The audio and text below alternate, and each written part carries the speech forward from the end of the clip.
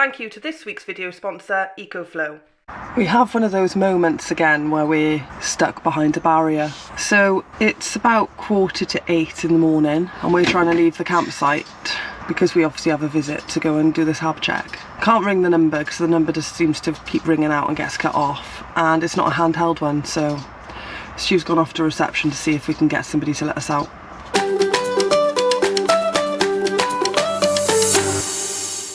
Right, he's coming out to let us out. Nice. You think they could put something in place that you can get out automatically, and maybe obviously it's to stop people coming in. But I mean, if you need to leave early, you have to go down there and ring him. You could be waking him up. I would be annoyed at that. That'd do my nut in. Here he comes. Thank you. And we're off. So this morning we're up bright and early. It's about 7:45. We've just left the campsite. We're heading off to Solent Motorhomes. It's our first hab check for the motorhome. We're also hoping for an update for the Rollerteam warranty that we've been battling for the best part of this year. So we will update you. Yeah, and what's the bet? I mean, I just can't see there being anything. It's probably, they'll say there's no news again. That's what we keep getting is, oh, there's no news. We're waiting now for a response from Rollerteam. We were talking by the day with Rollerteam up until the point when they asked for a copy of the independent inspection report on their floor, which we got for them. Black Horse knew what I requested it for and were happy to give it to me to give to Solent Motorhomes, to give to Rollerteam. But literally the moment we've given that to them, we've not heard a bloody thing. No. And completely silent, haven't they? Yeah, we are now at the end of the patience that we have, so we're gonna have a nice chat with old Solent Motorhomes today, and we want a resolution on it. I just want to know if they're gonna still decline our request to have our warranty reinstated and for them to take responsibility on this floor. I am literally going straight to the legal side. I'm done messing around, and if I don't get a response from these guys within the next week or two, I'm just going down the legal route regardless of what they say. Yeah, to be fair, we've been going on now for quite some time. We've been very patient and we've been really nice about it, haven't we? We've had enough now, haven't we? We have had enough. Enough is enough. You know, it's dragged on a while and we just want to get it sorted out. So obviously we've got the hab check.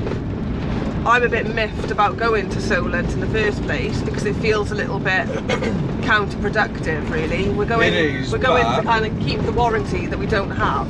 Yeah, but to be fair, right, all the work we've had done on this motorhome, the awning, the refillable gas, any extra works, like we had some extra sockets and lights done, right, we have gone to the main dealer for all of this work. Yeah. So they are solely responsible for the entire van. Let's go see what they have to say for themselves.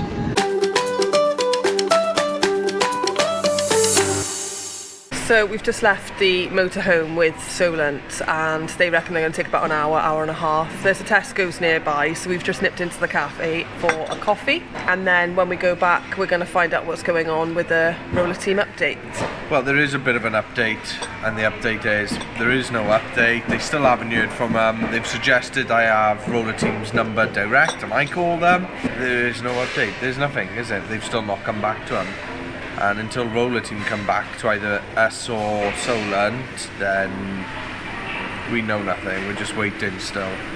Yeah, and the thing is, obviously we're in a situation now where we can't, even if we wanted to sell the motorhome on, we wouldn't be able to do that. And it's just a case of keeping it and keep harassing really now until we get an answer, isn't it? Well, he said I could call them direct, so I will be calling them direct later on, so we'll see how that goes. There will be an update then. Yeah. So Ecoflow has been powering our van and our technology all year, and we can honestly say we wouldn't be without it. It's been a fantastic product for us. So at the moment they've currently got an autumn sale on, and that is running until the 12th of October and have up to £200 off. There's a link in the description below where you can check it from their main site or from their Amazon store. So the Delta 2 has just been launched and outdoes the Delta 1 in so many different ways. It weighs only 12 kilograms. It's got the extreme technology. Now, all the previous models would get to 80% in 1 hour. They've upped the game again. So even though they're market leading in terms of their charging speed, they've now got it to 80% charge in 50 minutes. And fully charged in 2 hours. So the Delta 2 comes with quite a few of the standard bits we're used to seeing. So we've got 2 USB-Cs, 4 USB-As with 2 of them as a fast charge. On the side we have a port where we can extend that power, so we can add on the extendable batteries. And then on the rear we've got the 4 AC outlets, your 12 volt socket, and here are your charging ports. So there's also a phone app for the Deltas, and we have found this to be most useful because we can actually determine then what wattage it's going to charge at. So if we're on a site where it's restricted on the amount of power we can use, we can actually lower via the app the amount of power that it's going to draw when it's being charged on AC. It also allows us to remotely control it, so we can turn it on, we can turn it off, and we can also then control all the USB on-off switches as well as the AC. We've been able to use the Ecoflow for charging all kinds of things, from our air conditioning unit when we went to Europe, to the children's laptops, iPads, phones. I've even been able to use a hairdryer with it, which is fantastic because it's only usually on plugs on electric hookup. I can use that option. The Ecoflow is more than just a battery for us. It's literally our electrical source of power. We've got no other means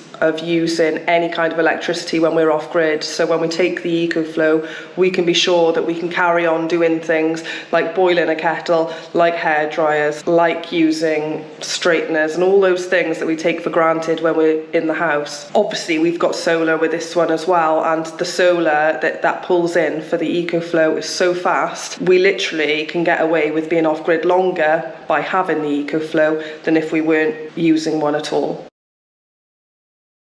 So that's one hab check done, love. Yeah, passed. I passed. To be fair, we thought she was going to pass, didn't we? Because she's only a year old, so... Yeah, all done and dusted. So we've just come away from there. We found a nice little wild spot about 8 miles north of Poole. Just this cheeky little stone car park, and there's a little walk just down there, which we may go do in a bit. Yeah, we will be walking. These kids have got so much energy for the last... Well, yesterday they were in the motorhome quite a lot, weren't they, most of the day. We let them out in the evening and they were like savage beasts tearing around the campsite. Well, to be fair, they did 2 days in a row where we clocked over 50,000 steps. So for them and their little legs, we thought, right, we'll have a day of chilling and let them do what they want to do, basically. Yeah. But all that rest amounted to some pent-up energy, didn't it? Last night they were wild. There's no two ways about it. We went on the campsite, didn't we, because we needed showers and we wanted to, you know, refresh and all of that stuff. And they were, well, let's just say they ended up grounded because they were nuts. Kids will be kids. They will. Little buggers. Anyway, so this morning we thought, well, let's try and find a wild camping spot for this evening, keep our costs down, because we do need to head back really to the house, don't we? Yeah, we've got to head back to the house. There's some bits that need sorting, so we're going to go back there, try and get everything done before we hit the road again. I think we're going to do the Shepton Mallet show. Yeah, yeah. And we're not sure on the Overlander one yet. Watch your space. Shall we go and have a walk then? Come on, let's have a walk. So we've got Dexter, Pebbles, Oliver and Squealia. Pebbles, where you go? We're going to go exploring. Are you going to carry him, yeah? If you don't move, I will. I don't move, Pebs. He talks to me. Hello. Yeah, this looks pretty cool. We are in the middle of nowhere. So the motorhome's just up by there. To be fair, it's got the gravel base, so that's actually the first bit of hard standing we've had in a while. It's been a lot of grass and muck. So I've left Stu back at the van. He's going to do some cleaning and he's got some editing to do on the videos. We haven't put one out, so better get on with it. And the children have got so much energy to burn, I figured take them for a big walk. So far it just looks like a big track, so I'm not sure how much we're going to get to see around here. Pebbles has become very accustomed to being carried. He's got quite lazy. He will run round when he's on sites because he likes to look for the mouses and birds and stuff, but he's not particularly active. Put him down, let us see if he walks. He does. Come on then, good boy. He's just trying to run. Yeah, when he's in the mood to walk, he walks. He's a bit like a dog then, but if he doesn't want to walk, you know about it. He'll just sit down and wants to be carried. Look at him. He's not happy. Come on then. Right, if you make his lead a little bit longer, and then he's got a bit more room to explore then, hasn't he? The only problem is Pebbles has got quite accustomed to climbing trees. So you've got to be careful because he will get up a tree really quickly, and then if he's got his lead on, obviously he's going to get in a tangle. So there you are, look, he's quite happy now. A good boy. He will go for a walk, see? Look at that tree, guys. Look at the hole in there. It must be an owl. Owls, do you think? Or squirrel. So then they can go and just perch on a branch. So, and also someone could just stick their hand in and then they could just grab them. So a I'd squirrel. say woodpecker. Woodpecker. Nah, squirrel because Squirrel. like they're faster at running and they're better at running than owls. What was that squirrel we saw on the last campsite we were in? Red squirrel. Yeah, and what's so cool about a red squirrel? They're rare. They're very rare, that's right. Yeah, and they're abandoned. They're not abandoned. Every So squirrel's abandoned. in the UK, we see a lot more of the grey squirrels, don't we, than the red ones. And why is that? They attack the red ones. I don't know if they attack them. I know the grey ones think get they to the food first because they're Or bigger. They just like push them so then they don't get to the food. Oh, right, okay. So Pebbles lost his legs, has he? He's decided he wants to be lazy. Yeah. Okay. He doesn't have a choice, does he? He'll hit. Put him down, don't let him hang like that. He has monster munch toes. How much energy you've got today, girlie? If you don't know what this Fortnite dance is, it's called Brigady.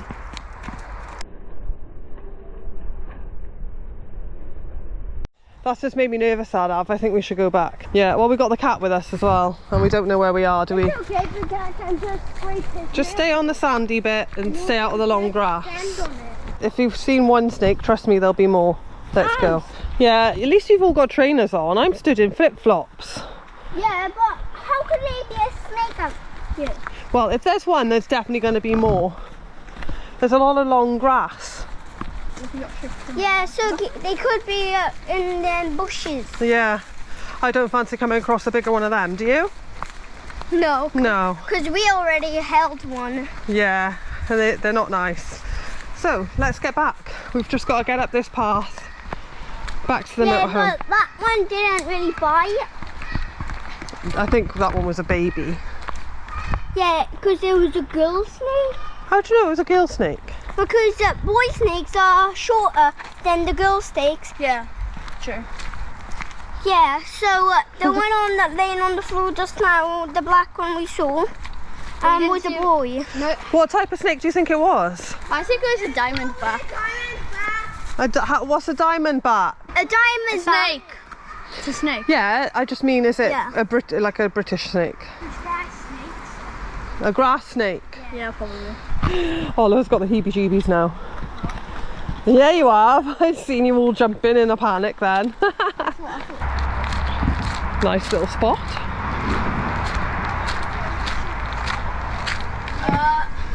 They're excited. And then he tried to prank us like it was a snake, and it actually was a snake. Was it a snake? Yeah, we found a snake. We got scared, so we turned around and came back because I figured if there's a small snake, there's going to be big snakes. What was it? A black? It was A all black one. Yeah. All Yeah. black. Yeah. Probably a grass snake. We thought Any markings? like diamonds. Diamonds. Adder. No, we weren't. Yeah. That's a poisonous snake then. Daddy said it was an adder. Okay. It weren't, though, was it? It probably was. Maybe It had diamonds on its back. Yeah, it was Patterns. That's an adder. black with diamonds. Mhm. Well, it was a baby. It's an adder You nonetheless. touched it. I was playing. Did it look like any of them? It looked like a shoelace.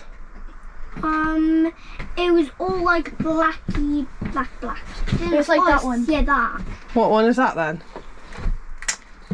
Grass snake. Ah, there we Not are. an adder. Was it like that? Yeah, it was a baby one. It wasn't anywhere near like that. Baby grass snake. Phew! See, I told you to stay away from it in case. But it doesn't matter. Any snakes, you never go anywhere near it. Dad, are grass snakes poisonous? Oh, I mean venomous. I said it might be a grass snake because there was those big cornfield things. Yeah, I said it was a grass snake. Me too. But There we are then. Right. So this looks like it's going to be our park up for this evening. There's enough space for maybe 1 or 2 more campers or a few cars. I may get Stu to move the van over a little bit more, just so that we're a little bit closer to the fence, because obviously if anybody wants the car park in the daytime, then we're not like hogging too much space, and to have a car popped right by there wouldn't be particularly nice when you're trying to open your door up. The walk we just went down was just down here. That does go on for quite a while, but wear some trainers because, as you saw, we did see some snakes there. They were only little, but obviously if there's little ones about, there's going to be big ones about, so better be safe than sorry. If I'm walking around in flip-flops, I'm thinking I could get quite a nasty bite if I stood on one without realising. And then just up here then, there is the main road. So that does make me a little bit nervous with the children, so I'll be making sure that they stay down this end. Also, if the van is further down, they've got no reason to come up to the road. They are pretty sensible, they're not going to just rock up onto a main road, but still these sorts of park-ups do make me quite nervous. Also, when we're wild camping next to lakes or ponds or rivers, really, if they're wild spots, I do get quite nervous. But obviously there's a door that's locked, that kind of thing. We'll do our precautions and stuff in the evening tonight. Our seatbelt trick that I quite like, makes me feel a little bit safer. But you know, this is nice. You know, we're under trees, we've got a nice bit of shade, we've got a bit of sun, you can hear nature all around us, which is really nice. It does sound a little bit noisy though with that road, although it's not as bad as the lay-by. They're my least favourite of all, and I do try and avoid them at all costs, purely because I panic that we're so close to the road, or you get some idiot driving along, not see us and just drive into us, or veering off. I just think all sorts of things when we're in that sort of situation, so I try to avoid those. I do like park-ups that are away from roads and lakes, to be honest. It's just a safety thing when you've got the children. I suppose if you're motorhoming and you're adults, then you're not going to worry about that kind of thing, are you? So this for now is nice. I'm going to do some lunch. I'm going to give the van a bit of a clean up. We've not really cleaned it properly since we come back from Europe, and as it's just had its hab check now, I figured, you know, it's a good time to get it tidy. And then we're thinking of obviously going home, so I need to start thinking about packing up as well. So yeah, there's a lot for us to be getting on with, and as you can see, she's absolutely stinking. That's like proper thick black muck. So yes, a nice big cleaning session is in order. Thank God we've got a lovely day for it. So that was quite a peaceful spot. We're now heading home. We've got to get to South Wales. We've got plenty of stuff that we need to do to the van. We need to give it a clean. We need to do loads of washing. We need to sort the house out. We've got work to be done. Very busy.